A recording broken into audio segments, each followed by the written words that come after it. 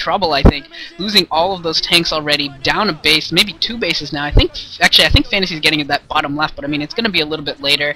He's down his entire army. I mean, Fantasy's really in trouble at this point. I think Stork just needs to continue his solid play. And he actually got observer speed, which I think is rather amusing that he got it this early. Usually it's a little bit later that people get it, but that's just an amusing thing I just noticed.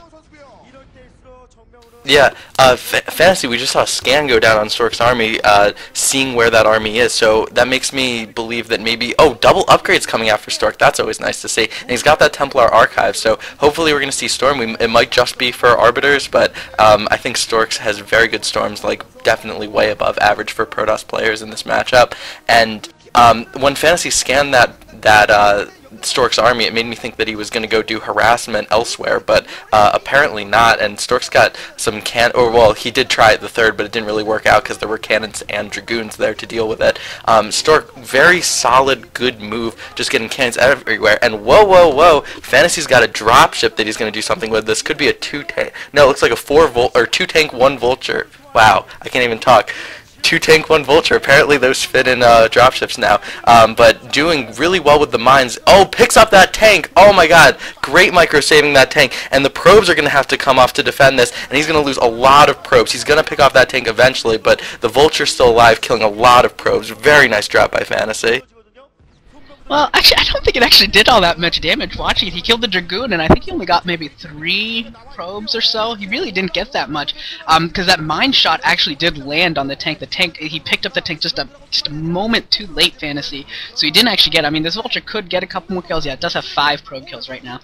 He could get a couple more, but, you know, all things considered, I don't think that could have gone a lot worse for Stork. A lot worse. And the dropship looks like it's actually going to come back in.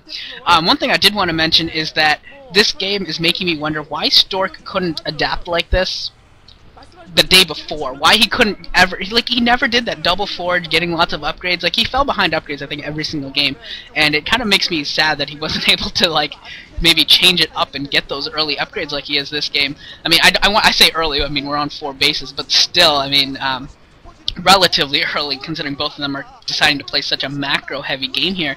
Some Vultures look like they're going to try and get into the 3rd of Stork, but they're not really going to have too much luck, I don't think. I think there's enough cannons there. Yeah, there's 2 cannons back there. Now the Vulture's going for the main and not going to get any luck there, so Stork dedicating quite heavily to all these cannons, except at his natural expansion, so a few probes go down there, but overall doing a pretty good job of defending against these Vultures, and now he's just got to try and watch out for where the next push from Fantasy comes from, and it looks like he's actually going to try and take the battle to Fantasy, going to try and go for the 3rd, and see if he can do some damage here. A couple tanks defending, and the army is moving into position to defend. D-Mate just going down on the Science Vessel, as well as SCVs being pulled off the line, and we'll see whether or not Fantasy is going to be able to hold. I think this is actually going to be really tough, and a storm going off on one tank on the ridge, and another storm going off on another tank on the ridge, and a lot of these are damaged tanks, a lot of damage going on in here, but this is actually working out pretty well for Stork, even though he's not getting, you know, a decisive win or anything right here. He's interrupting mining, he's forcing Fantasy to play defensive, and I think Stork might actually be getting a 5th base now at the 3:30, 4 o'clock, and another big storm going off on the tanks. So Fantasy could actually lose the game right here. We're actually seeing so many storms on these tanks. Look at all those storms.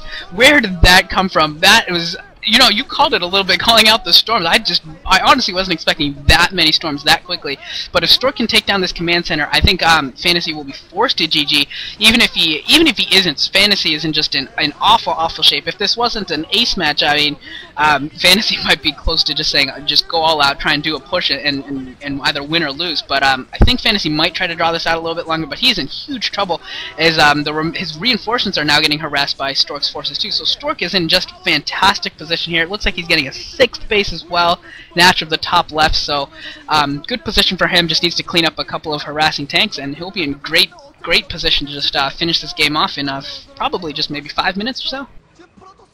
Yeah, that was a beautiful push by Stork. I think it was also partly Fantasy's fault. He did have 2 Science Vessels, and we saw 2 EMPs go off in addition to that D-Matrix, but not EMPing any of the High Templar, and those storms just ravaging the tanks. That really turned the tide of the battle. It looks like Fantasy's doing a drop into Stork's main.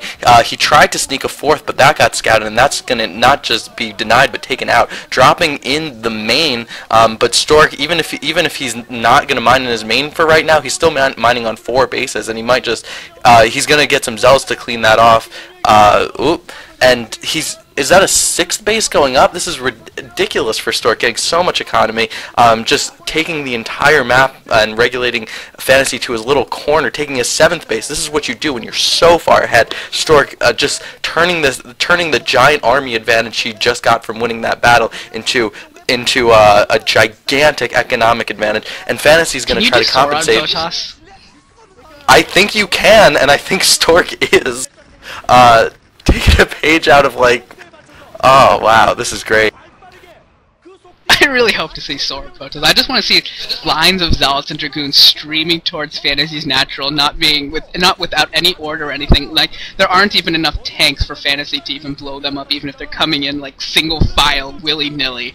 And Stork's getting to that point where he's gonna have that many bases. I think, is that a lifted command center that brought over? Because I saw the one died, so either he built another one or he lifted his main command center and brought it over. But either way, Fantasy is just hanging on by a thread right now, and I think Stork, if he's feeling bad-mannered, could basically do whatever he wanted, including scouts or a DT rush, maybe like 30 DTs, and just send them in and see what happens. I think he could do basically whatever he wants at this point, and win the game. I think this is definitely great for Stork's morale. It could not have been easy losing that OSL, but coming back and winning the ace match for your team will help at least a little bit, and being so far ahead in this that he can just humiliate Fantasy in however he wants, breaking into the front. By the way, Fantasy just has that natural, that almost mined out natural. That's the only place he's mining because his 3rd has been harassed, his 4th was denied, and his main is mined out. The attack coming in and just dealing so much damage, just destroying, rolling over Fantasy's forces. He's sieging his tanks as soon as they come out of the factories, and it's still not going to work out. He's going to lose his natural command center, and I think that'll probably be GG, because looking around the map, I think he's got maybe a couple of SCVs at his 3rd mining, but you see that sign on his face. And GG, Stork getting a dignity game the day after. Oh my god, that was a great game. That was really fun to watch. I feel, I agree with you completely. I feel really glad that Stork won that game. If Stork lost, just think if he lost 4 games in a row to Fantasy. He's supposed to be the master, the commander of PVT. And for him to lose 4 in a row would have just been truly devastating. But getting that win, hopefully he'll be able to stay on top of his game come next season, keep leading Samson Khan in the Winners League. Samson Khan has been doing very, very well in the Winners League, basically being led purely by Stork. But yeah, hopefully he can keep this going and keep up his confidence in Winners League. Yeah, I just want to take this opportunity to apologize to all of Deja Vu's fans who have been waiting 2 months for a new commentary, and if I still have any fans, all of my fans, for waiting like 9 years for a commentary. We love you, we love StarCraft, and we're sorry for our absences. Thank you so much for watching. See you guys, I hope you guys enjoyed it.